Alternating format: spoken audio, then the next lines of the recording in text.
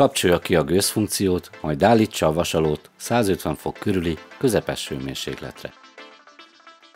Terítse ki a tiszta, száraz textilt sima felületre, majd vasalja simára azt a részt, ahová a matrica fog kerülni.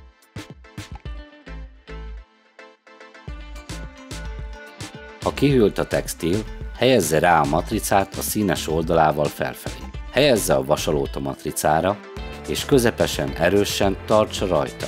Nyomja mindenhol körülbelül 15 másodpercig.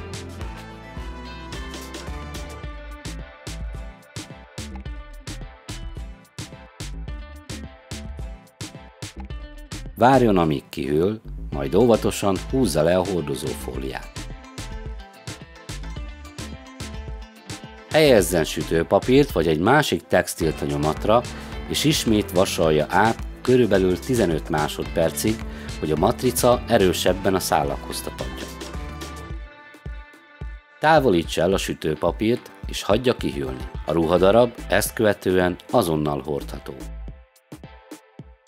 24 óra elteltével mosógépben 40 fokon mosható, szárítógépbe rakható és közepes hőfokon vasalható. Fontos, hogy minden műveletet kifordítva végezzen.